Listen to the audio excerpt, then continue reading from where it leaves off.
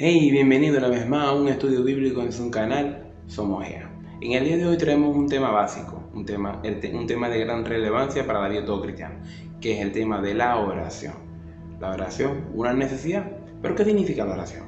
La oración es la comunión que existe entre Dios y el hombre. El hombre fue creado para adorar y alabar a Dios. La oración es el canal que nos permite vivir el amor del Padre, la comunión con el Hijo y la revelación del Espíritu Santo. Es aquella llave que abre la puerta a los recursos de Dios. Es aquello que permite que Dios pueda obrar en nuestra vida. El poder del Espíritu Santo en la oración es aquel que permite que la palabra que fue escrita sea hecho una realidad en nosotros. El Maestro de Maestros nos enseña en su palabra, específicamente en el libro de Mateo capítulo 6 versículos de 5 al 8. Y cuando oren, no hagan como hacen los hipócritas, que oran de pie en las esquinas y en la sinagoga para que todo el mundo los vea. Les aseguro que aparte de eso no tendrán más recompensa. Pero cuando ustedes oren, háganlo a solas, a puerta cerrada. Y el Padre de ustedes, que conoce todos los secretos, los recompensará. Cuando estén orando, no hagan como los paganos que se ponen a repetir la misma palabra, porque piensan que mientras más palabras usen, más los va a escuchar Dios. No los imiten. Dios Padre sabe exactamente lo que ustedes necesitan antes que se lo pidan. Ahora bien, la oración y el corazón del hombre. La oración sincera surge de un corazón humillado y quebrantado en la presencia del Espíritu Santo. En momentos de angustia, de igual forma, o en momentos de felicidad, la palabra nos demanda y nos invita a la vez a que levantemos oraciones al Padre, oraciones de agradecimiento, oraciones de necesidad, una oración de una plegaria para el cumplimiento de una palabra, de una promesa o simplemente una petición que necesitamos expresarle a Dios. Pero ahora bien, la oración del impío es una abominación ante Dios. Entonces, Proverbios 15:29 nos enseña: Jehová está lejos de los impíos, pero él oye la oración de los justos. También nos enseña en Proverbios de igual forma, capítulo 28, versículo 9, el que aparta su oído para no oír la ley, su oración también es abominable. Una actitud de rebeldía contra la autoridad divina de Dios debe ser desechada. En cambio, la actitud de un hijo de Dios revela una sincera adoración, abriendo las puertas que se consideraban anteriormente cerradas. Y me preguntarán, ¿cuáles puertas pudiesen estar cerradas? Y son bastantes. Solamente mencionaré algunas, y yo sé que se van a identificar en alguna de ellas, y dirán: oh Señor, yo creo que esa puerta sea abierta, como la puerta de la paz, del amor, la salud, la prosperidad integral, o no simplemente la prosperidad económica, sino que Dios nos bendice de manera integral. La puerta de su justicia, la puerta de su llamado ministerial para con nosotros, la puerta de la familia y la restauración de la familia. Y lo mejor de todo, Dios nos abre la puerta a su plenitud. Pero muchas veces dentro de la oración nosotros nos evocamos a pedirle a Dios que nos abra puertas. Y en la oración no simplemente tenemos que decirle: Señor, que nos abra puertas, sino que nos enseñe a pasar por ella. Un gran ejemplo de lo que realmente significa o nos enseña a orar nos lo dio Pablo en Filipenses 4:6. Dice: por nada estéis afanosos, sino sean conocidas vuestras peticiones delante de Dios en toda oración y ruego, con acción de gracia. Así es como el pueblo de Dios ha orado a través de los tiempos, derramando su corazón ante el Creador. El derramamiento de nuestro ser ante la presencia de Dios permite que nuestras peticiones lleguen ante la presencia de Dios. Mateo 7:7 nos dice: pedid y se os dará, buscad y hallaréis, llamad y se os abrirá. Santiago, luego de vivir su proceso de ver a Jesús como su hermano de sangre, a ser el Mesías enviado por Dios, exactamente desde el momento que ascendió a los cielos y hasta que fue asesinado como un mártir, Santiago comenzó a vivir para enseñar la palabra y hablar exactamente sobre la fe genuina y sobre la hermandad que debe vivir todo hijo de Dios, perteneciente al cuerpo de Cristo, perteneciente a la iglesia. Como Santiago entendió que el hermano con el cual nació, con el cual vivió, el que estaba ahí, el que se suponía que era su hermano de sangre, también era el Mesías, era el enviado de Dios. Santiago entendió que era el Hijo de Dios solamente cuando en su intimidad fue revelada la verdad. Y Cristo declara a sus discípulos también, y escuchemos esto, en Juan 14:13: y todo lo que pidiereis al Padre en mi nombre, lo haré, para que el Padre sea glorificado ¿en quién? En el Hijo.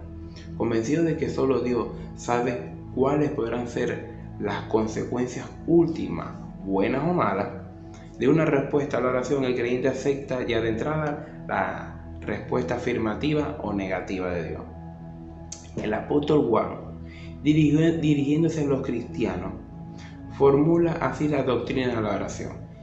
Y esta es la confianza que tenemos en Él, que si pedimos alguna cosa conforme a su voluntad, Él nos oye. Eso lo encontramos en 1 Juan 5:14. La respuesta será la que nosotros mismos desearíamos si pudiéramos tener el conocimiento que nos falta.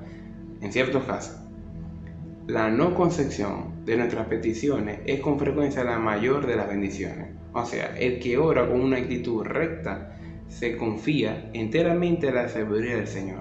Ahora bien, estudiemos el significado de la oración legal. ¿De qué llamamos la oración legal? La oración debe ser pronunciada en el nombre de ¿quién? En el nombre de Cristo, ya que ningún pecador puede tener acceso al Padre si no es a través de ¿quién? Del Hijo, de aquel que murió en la cruz por todos nosotros. Así Pablo nos enseña en 1 Corintios 1:2: a la iglesia de Dios que está en Corinto, a los santificados en Cristo Jesús, llamados a ser santos, con todo lo que en cualquier lugar invocan el nombre de nuestro Señor Jesucristo, Señor de ellos y Señor nuestro. Se debe tener en cuenta que estamos tratando de llegar ante la presencia de aquel que nos creó, de aquel que es 3 veces santo, y que a ese lugar no se llega por méritos propios, sino por los propios méritos de Cristo Jesús, ya que Él nos justificó en la cruz del Calvario y su sangre derramada nos hizo reyes y sacerdotes. La oración debe ir dirigida al Dios Trino, al Padre, al Hijo y al Espíritu Santo. Cada una de las 3 personas de la Trinidad es invocada en la bendición apostólica. Escuchemos lo que se dice en 2 Corintios 13:14. La gracia del Señor Jesucristo, el amor de Dios y la comunión de ¿quién? Del Espíritu Santo sean con todos nosotros. Amén. Ahora bien, estudiemos la postura y la actitud durante la oración. Los israelitas, por lo general, oraban de pie como un acto de reverencia. En 1 Samuel 1:26 se nos enseña y dice: y ella dijo: oh Señor mío, vive tu alma, Señor mío, yo soy aquella mujer que estuvo aquí junto a ti, orando a Jehová. Sin embargo, la postura de rodillas también podía señalar una mayor devoción, no solamente la de pie, sino que también de rodillas. Y Salomón nos enseña en 2 Crónicas 6:13, porque Salomón había hecho un estrado de bronce de 5 codos de largo, de 5 codos de ancho y de altura de 3 codos, y lo había puesto en medio del atrio, y se puso sobre él, se arrodilló delante de toda la congregación de Israel, y extendió sus manos al cielo y dijo. Fíjense cómo Dios se arrodilló delante de toda la congregación, se arrodilló. Él preparó su espacio, Él preparó el lugar donde Él se iba a postrar de rodillas ante la presencia de Dios. En Esdras 9:5 encontramos: y a la hora de sacrificio de la tarde me levanté de mi aflicción, y habiendo rasgado mi vestido y mi manto, me postré de rodillas y extendí mis manos a Jehová mi Dios. Como lo hemos leído en los versículos anteriores, la postura y la actitud tomada al momento de la oración juega un papel de mucha importancia, ya que honra el momento que hemos dedicado a Dios. Aunque también debemos tener claro que la postura y la actitud tomada para el momento de la oración es algo que no se debe hacer para ser visto por más personas, ya que la palabra denomina a las personas con ese comportamiento como hipócritas. Mateo 6:5 nos enseña: y cuando ores no seas como los hipócritas, porque ellos aman el orar en pie y en la sinagoga y en las esquinas de las calles para ser vistos de los hombres. De cierto os digo que ya tienen su recompensa. Algo es notable en ambas posturas al momento de la oración, y es que sus manos siempre se encontraban extendidas hacia Dios. En Primera de Reyes 8:22 el Señor nos enseña, nos dice: luego se puso Salomón delante del altar de Jehová, en presencia de toda la congregación de Israel, y extendió sus manos al cielo. En el Salmo 28:2 se nos enseña: oye la voz de mi ruego cuando clamo a ti, cuando alzo mis manos hacia tu santo templo. En 2 Crónicas 6:29: toda oración y todo ruego que hiciere cualquier hombre o todo tu pueblo Israel, cualquiera que conociere tu llaga y su dolor en su corazón, si extendiere sus manos hacia esta casa.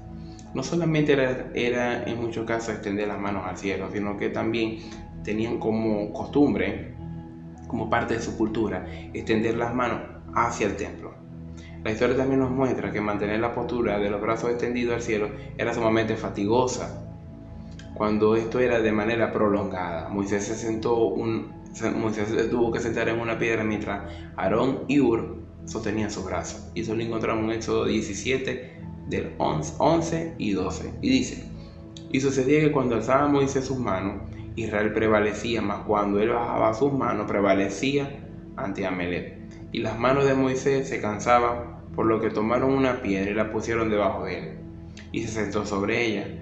Y Aarón y Hur sostenían sus manos, el uno de un lado y el otro de otro lado. Así hubo en sus manos firmeza hasta que se puso el sol.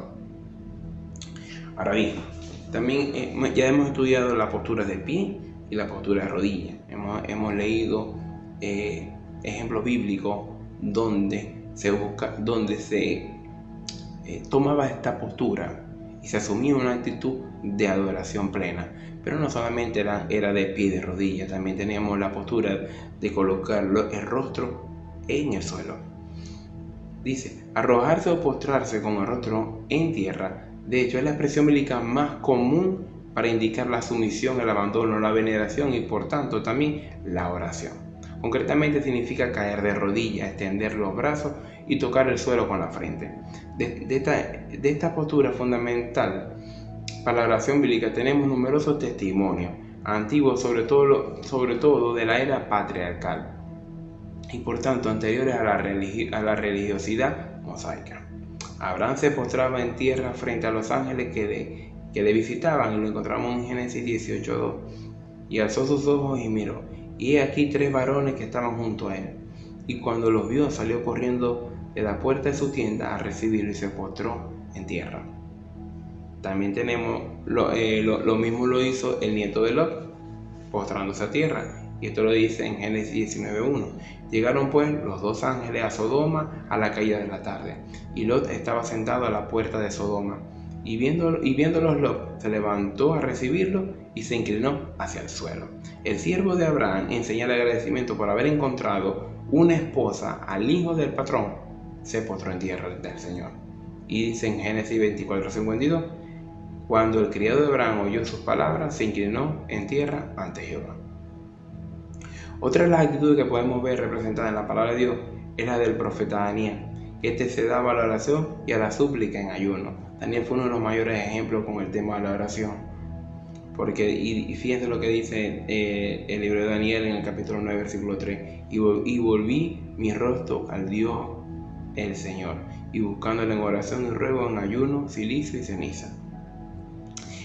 Al ya dejar de existir el templo, la plegaria vino a tomar en el judaísmo el lugar de los sacrificios. El Talmud reglamenta de manera minuciosa los diversos tipos de oraciones, su orden y la actitud que demandaba. Los antiguos rabinos estimaban cosa esencial: llevar la filacteria durante la oración. ¿Qué es la filacteria? A grosso modo les explico. La filacteria era una cajita de cuero delgada en la cual se guardaban los pergaminos con la ley de Moisés. Y en la palabra a ellos se les pedía, o se representa en la palabra, y ahorita lo veremos en Deuteronomio 11:18, colocarlo en la frente y en su brazo. ¿Por cuál motivo se lo colocaban? Con el motivo de recordar la ley. Entonces, al momento de la oración, ellos procuraban recordarla y repetirla, y así tenerla presente siempre en su vida. Deuteronomio 11:18, como les decía ahorita, dice: por tanto pondréis estas mis palabras en vuestro corazón y en vuestra alma, y lo ataréis como señal en vuestras manos, y serán por frontales de vuestros ojos. La palabra filacteria deriva de la palabra griega filacterium, medio de protección, aunque dicha idea no se halla en la palabra hebrea totafato, que traducida literalmente quiere decir señal, recuerdo o memoria, interpretado literalmente en Éxodo 13:9, y dice: y te será como una señal sobre tu mano y como un memorial delante de tus ojos, para que la ley de Jehová esté en tu boca, por cuanto con mano fuerte te sacó Jehová de Egipto. Ahora bien, yo quiero que estudiemos, vamos a tomar un momento para estudiar ciertas oraciones dentro de la historia, y tocamos algunos momentos específicos en donde la oración repercutió de manera importante. El rey David fue uno de los que, con sus cánticos y oraciones dedicados a Dios, encontró el refugio necesario para poder alcanzar la libertad, la paz y el amor que solo en Dios podía conseguir. Un ejemplo de una oración en un momento de angustia para así conseguir la libertad en tiempo de dificultad la podemos encontrar en 2 Samuel 22:7, y dice: en mi angustia invoqué a Jehová y clamé a mi Dios, y él oyó mi voz desde su templo, y mi clamor llegó a sus oídos. David oraba a Dios con agradecimiento por haberlo librado de las manos de sus enemigos y de las manos de Saúl. Luego de que David hubiese derrotado a Goliat, en Saúl comenzó un proceso en el cual su corazón fue endurecido y comenzó a sentir celos de David. En resumen, Saúl lo único que procuraba era la muerte de David. En 3 ocasiones, el rey Saúl intentó con sus propias manos, lanzando una lanza, poder matar a David. Pero el propósito de Dios era tan infinito y tan grande que él nunca lo logró. Hasta utilizó el otorgarle la mano de su hija Mical en matrimonio, simple y llanamente, para poderlo llevar como excusa de la mano a la guerra, pidiéndole que le trajese a él el prepucio de 100 filisteos, para que si cumplía con el mandato, él le entregaba a su hija a él, para que se desposara con ella.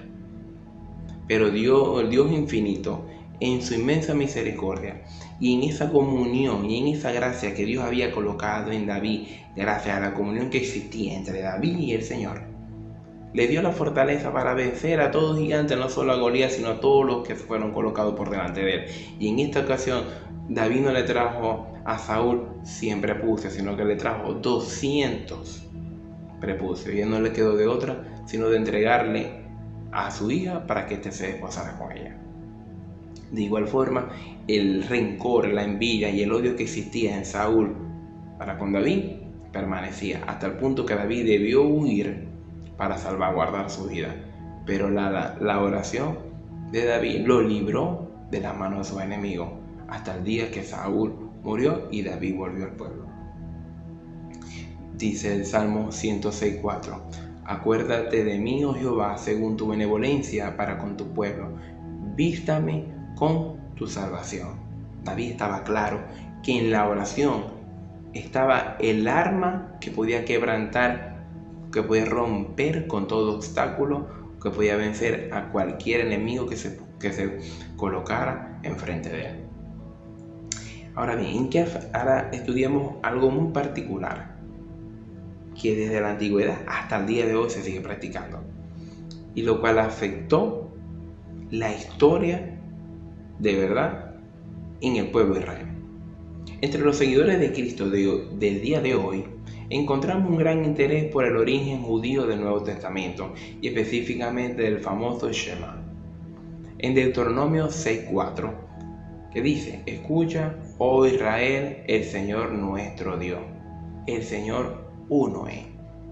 Este emplea la importantísima palabra hebrea pronunciado como Ahad, para comunicar la idea de unidad en lugar de otra palabra hebrea que se pronuncia Yahí.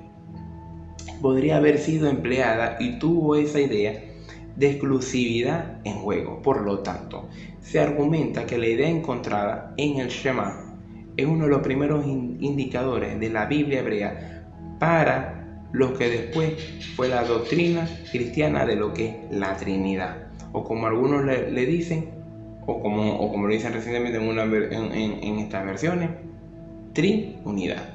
El Shema que habla. La confesión de la vida judía. Esta palabra es una confesión de pacto, pues expresa e incluye la alianza de Dios con su pueblo. Es una confesión afectiva y originaria, pues no alude todavía a mandatos concretos, sino a la raíz que lo sustenta y unifica, vinculándolo al pueblo con Dios en el amor o la fidelidad básica. El Shema, como lo dice Deuteronomio 6:4, y se lo repito: escucha, oh Israel, Señor nuestro Dios, el Señor uno es. Okay. Analizando y entendiendo cómo el pueblo judío evocaba su oración al único Dios, también tenemos otros ejemplos que marcaron pauta en la historia bíblica, y una de ellas también es Nehemías. Nehemías fue un hombre el cual tenía una posición como copero de rey, el cual al conocer cómo se encontraba la ciudad de Jerusalén destruida, se evocó a la oración y a la súplica para que Dios le permitiese a Nehemías volver a la tierra de Jerusalén para poder ser un instrumento para reconstruir lo que un pueblo había deshecho. Y fíjense lo que dice: Esdras y Nehemías fueron contemporáneos y ambos escribieron acerca de la reconstrucción de Jerusalén. Esto ocurrió unos 70 años después de haber sido destruido por los babilonios. Estando bajo el mandato del rey Nabucodonosor, Esdras buscó siempre hablar y escribir sobre la reconstrucción del templo, mas Nehemías buscó hablar, trabajar y escribir sobre la reconstrucción de los muros de Jerusalén. Desde tiempos antiguos, las ciudades del Oriente Medio fueron rodeadas por muros de piedra con puertas que se encontraban custodiadas para la protección de los ciudadanos. Las puertas de la ciudad en ese momento histórico eran tomadas como lugar de reuniones para negocios importantes, para poder dar edictos de importancia e información de relevancia, o como simplemente un lugar de esparcimiento, un lugar para pasar el tiempo. Los muros fueron levantados en los tiempos de angustia que había profetizado Daniel. Mas Nehemías no sabía que él estaba cumpliendo con la profecía escrita por Daniel. Nehemías, que también fue cautivo en Babilonia, en ese momento comenzó sus escritos con una oración intercesora. Una oración intercesora por su pueblo. ¿Y cuál era su pueblo? Israel. Al igual que Daniel, oraba constantemente por ellos, implorando por la misericordia de Dios y su regreso a su patria. Y lo encontramos en Nehemías 1:6, y dice: Esté ahora atento tu oído y abierto tus ojos para oír la oración de tu siervo, que hago ahora delante de ti día y noche, por los hijos de Israel tu siervo, y confieso los pecados de los hijos de Israel que hemos cometido contra ti. Sí, yo y la casa de mi padre hemos pecado. El único afán que existía en Nehemías era el de reconstruir Jerusalén, ya que él estaba claro que el Dios que le permitió llegar a la ciudad y poder trabajar en pro de ella era el que le iba a brindar toda la provisión necesaria para la ejecución de dicho trabajo de reconstrucción. Por esa razón, Nehemías alentaba al pueblo a seguir y permanecer, ya que él tenía la palabra que le brindaba fuerza y la cual podía transferir a los demás. Y por eso él les hablaba y les respondía a todos diciendo: y respuesta les dije: el Dios de los cielos, Él nos prosperará, y nosotros, sus siervos, nos levantaremos y edificaremos, porque vosotros no tenéis parte ni derecho ni memoria en Jerusalén. Esto lo encontramos en Nehemías 2:20. Al estar claro de las promesas que Dios nos ha dado en estos momentos de estos momentos de angustia en nuestra intimidad, sentimos la fuerza para seguir y persistir a lo largo de todo el proceso de reconstrucción que como ciudadanos, como hombres, debemos vivir. Lo que hemos podido conocer a través de este estudio es para que ampliemos nuestro conocimiento sobre lo que es la oración y lo que representa, y lo que representó a lo largo de la historia y lo seguirá siendo. en distintos momentos y dentro de distintas circunstancias. En la palabra conseguiremos aún más ejemplos de oración dentro de diferentes contextos, lo que nos permitirá crecer como verdaderos discípulos de Jesús. La oración es el canal para conseguir la comunión y la revelación. Nosotros hoy tuvimos la oportunidad de poder tocar ciertas historias que marcaron una pauta a través de la herramienta y el arma fundamental que todo cristiano puede tener, y es la oración. La oración marca un principio y un fin. La oración desata y ata.